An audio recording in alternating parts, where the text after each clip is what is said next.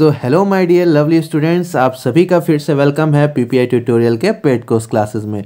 और आज की इस वीडियो में हम लोग करने जा रहे हैं आपका कंजक्शन का, आपका जो भी एग्जाम्पल्स हम लोग देख रहे थे सभी आपका कंजक्शन का उसको, ठीक है।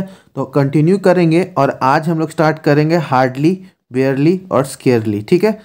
व्हेन और बिफोर, ठीक है, मुश्किल से, ठीक है। तो इसको हम लोग कंटिन्यू करेंगे मुश्किल से, ठीक है। सो आपको स्टार्ट करते हैं रूल।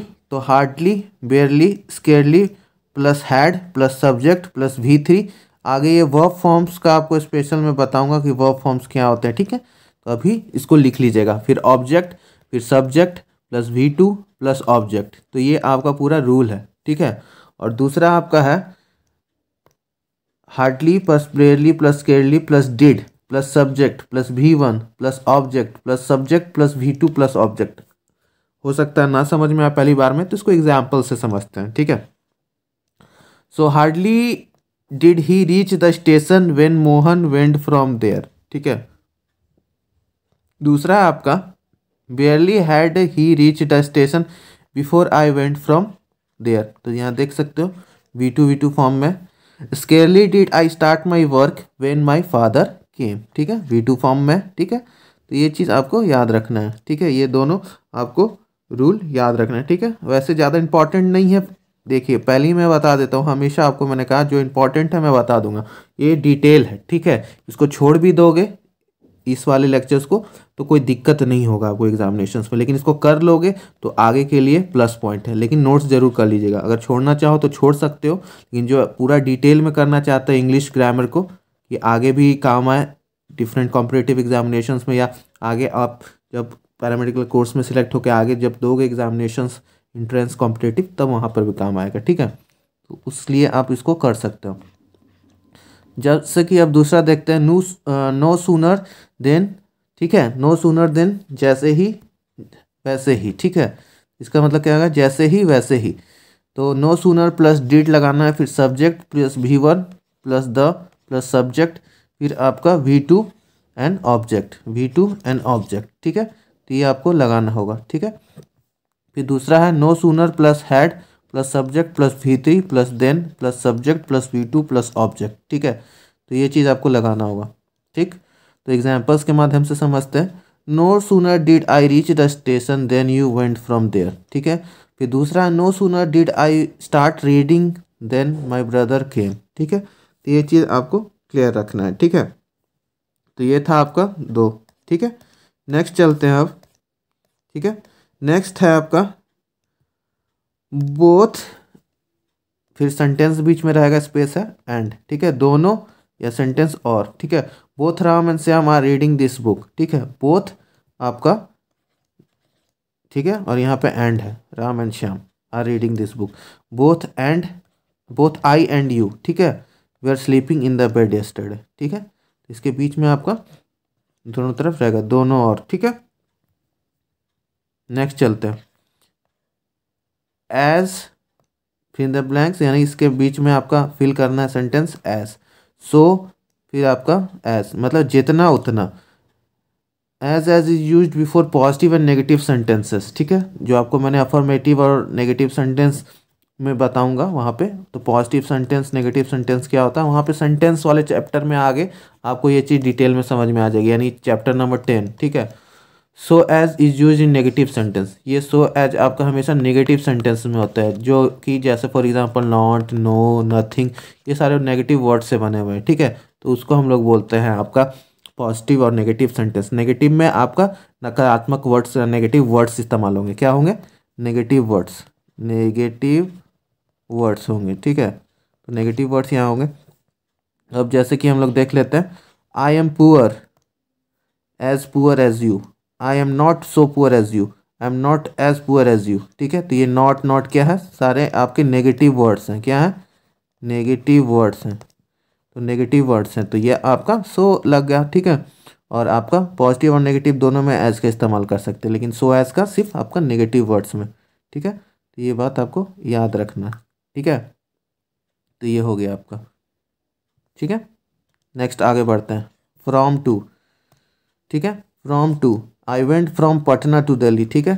तो ये आपका एक जगह से दूसरी जगह जाने के लिए हम लोग इस्तेमाल करते हैं। English start from Monday to Friday, एक चीज़ से दूसरी चीज़ तक ले जाने के लिए। तो फ्रॉम और टू आपको याद रखना, फ्रॉम और टू, ठीक है। बीच में ये डैशेस क्या बताते हैं कि इसमें सेंटेंस कुछ रहेगा, ठीक है, या वर्ड्स रहेंगे, चाहे क्लॉज चाहे फ्रेज जो भी, ठीक है, शब्द रहे, शब्द समूह रहे, वाक्यांश या उपवाक जो भी रहे, ठीक है। ये स्पेसेस जब भी मिलते हैं आपको तो ये है आपका, ठीक है। तो आपका ये चीज़ हो गया, ठीक। नेक्स्ट बढ़ते हैं। नेक्स्ट आपका है बिटवीन, फिर स्पेस एंड, ठीक है। बिटवीन और स्पेस एंड के बीच में, you are sitting between Ram and Shyam, ठीक है। बिटवीन है, एंड है, और ये स्पेस में देख सकते हो रोहन भर गया।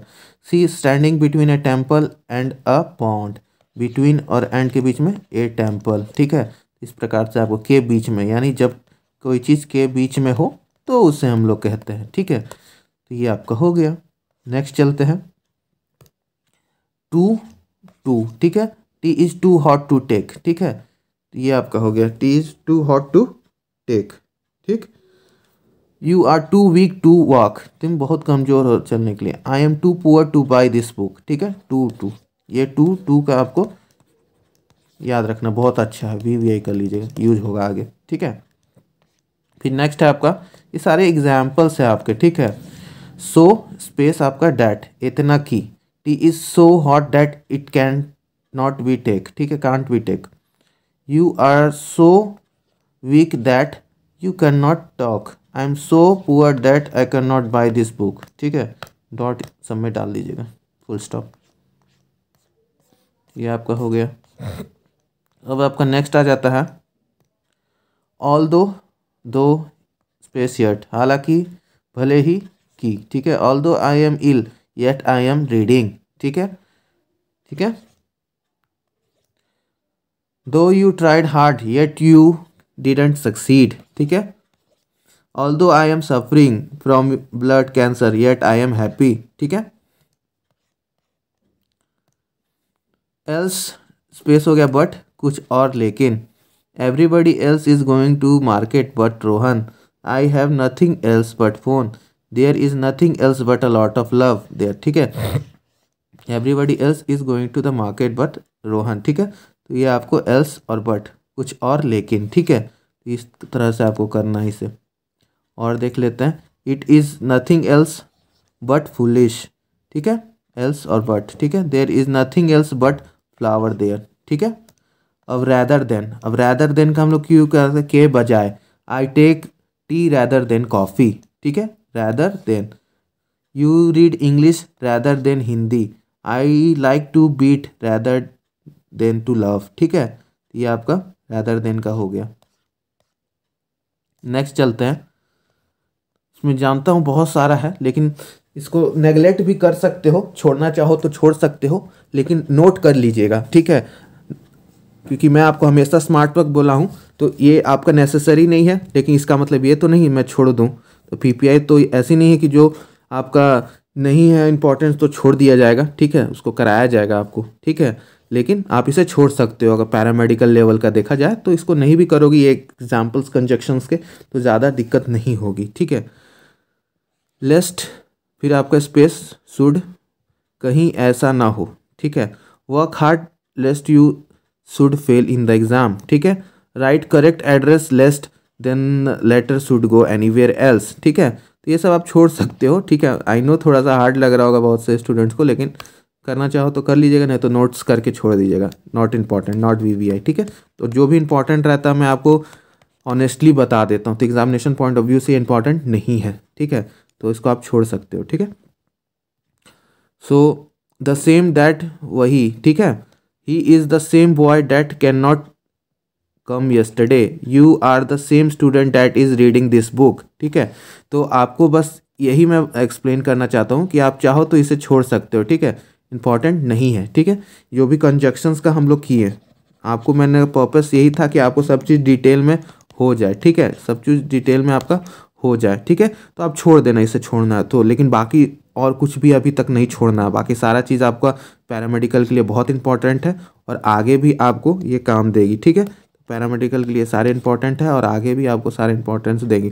और स्मार्ट वर्क, चूँकि आपको मैंने हमेशा बोला आपको स्मार्ट वर्क है, स्मार्ट वर्क ये कहती है कि जिसको हार्ड लग रहा है, जिसको नहीं पढ़ना है ये चीज़, तो कंजक्शन का ये सारे एग्जाम्पल्स आप छोड़ सकते हो। आई नो बहुत लोग का बाउंस हो गया होगा ऊपर से, लेकिन एक बार राइट डाउन ज़रूर कर लीजिएगा। नोट्स चूँकि बन रहा है तो हमेशा के लिए रहेगा ना, हो सकता है धीरे धीरे पढ़ते पढ़ते लेयर बाय लेयर आगे आपको समझ में आ जाए, ठीक है। क्योंकि ये सारे चीज़ आपको याद करने वाली चीज़ है, इसमें एक्सप्लेनेशन कुछ भी नहीं है, बस आपको सारे का आपको मतलब और हिंदी में और एग्जाम्पल्स बस समझ जाना है, ठीक है। ये ज़्यादा कुछ रॉकेट साइंस नहीं है, लेकिन कंजक्शन में बस ऊपर ऊपर आपको बस इतना होना चाहिए कि कंजक्शन क्या है आपका। तो बस आपको ज्वाइनिंग वर्ड है जो ज्वाइन कराता है, 2 टाइप का होता है, कोऑर्डिनेटिंग आपका कंजक्शन एंड सबऑर्डिनेटिंग कंजक्शन। तो बस ये दोनों चीज़ आपको याद रखनी है और ज़्यादा इसमें कुछ करना है नहीं, ठीक है। लेकिन प्रीपोजिशन में कुछ मत छोड़िएगा, प्रीपोजिशन जो छोड़ दिया उसका एक क्वेश्चन आउट हो गया, खराब हो गया 5 मार्क्स, और 5 मार्क्स बहुत मैटर करता है, ठीक है। तो 5 मार्क्स छोड़ना नहीं है। और अभी तक यानी आपका पार्ट ऑफ स्पीच में इंटरजेक्शन आगे होगा, तो इंटरजेक्शन भी बहुत छोटा है, ज़्यादा कुछ इंटरजेक्शन में नहीं करना है, तो आपका पार्ट ऑफ स्पीच पूरा अच्छे से कंप्लीट हो जाएगा, ठीक है। और आपको बस यही लास्ट में बोलूँगा कि अच्छे से इंग्लिश को जितना भी अभी तक हुआ है रिवाइज़ कीजिए, एंड आप अच्छे से नोट्स बना के रखिए और इतने अच्छे से कर लीजिए बेसिक से कि आपको किसी टाइप का क्वेश्चन आगे दे आराम से हो जाए। तो आगे हम लोग थोड़ा सा इंटरजेक्शन करेंगे, इंटरजेक्शन के बाद फिर आपका सेंटेंस करेंगे, सेंटेंस के बाद फिर आपका वर्ब फॉर्म्स यानी वर्ब जो मैंने कहा था एडवांस वो देखेंगे थोड़ा, ठीक है। फिर टेंस देखेंगे, फिर टेंस के बाद हम लोग फिर अपना जो चैप्टर आगे रहेगा वो करेंगे। टेंस को भी अच्छे से करना है, टेंस क्या बोलते हैं, स्पाइनल कॉर्ड है यानी रीढ़ की हड्डी है, ठीक है, इंग्लिश ग्रामर की। तो इसको अच्छे से देखेंगे तभी तो आगे एक्टिव वॉइस, पैसिव वॉइस और नरेशन यानी रिपोर्टेड स्पीच होगा। फिर उस पर सिंटैक्स करेंगे। और सेक्शन बी में आपको क्या करना है, बस 1 वर्ड सब्स्टिट्यूशन जो भी आपको मिला है आपको याद करना है। एंटोनिम सिनोनिम करेक्ट स्पेलिंग के लिए आपको वर्ड पावर मजबूत रखना होगा, ठीक है। तो ये सब आप अपना करते रहिएगा। एंड साथ में आपको ये मैं गाइडेंस करूँगा कि आप प्रीवियस ईयर में जितना भी वर्ड सब्स्टिट्यूशंस है वो अच्छे से कर लीजिए, पीएम और पीएमएम दोनों का वर्ड मीनिंग्स करेक्ट स्पेलिंग, क्योंकि क्वेश्चंस इंग्लिश का बाबू रिपीट होता है आपको, ठीक है। तो इंग्लिश का रिपीट होता है तो अच्छे से कर लेना है, ठीक है। और जिसको भी दिक्कत होता है इंग्लिश में तो डोंट वरी, बस आप अच्छे से प्रीवियस ईयर को करिए, ठीक है। पूरा पीएम पीएमएम का 2006 से लेके 2021 तक कोई आपको नहीं रोकेगा अच्छे से मार्क्स लाने में, ठीक है। ये था, और सपोर्ट करते रहिए, ठीक है। यूट्यूब पे सपोर्ट बहुत ज़रूरी है आपका, ठीक है। अपना फीडबैक हर क्लास के बाद, आपका प्रीशियस फीडबैक ही हमारा पॉजिटिव एनर्जी है, ठीक है। उससे हमें एनर्जी मिलती है, तो एनर्जी हमें देते रहिए तभी तो वर्क होते रहेगा, ठीक है। मिलते हैं नेक्स्ट क्लास में, टाटा एंड बाय बाय, ठीक है, सायोनारा।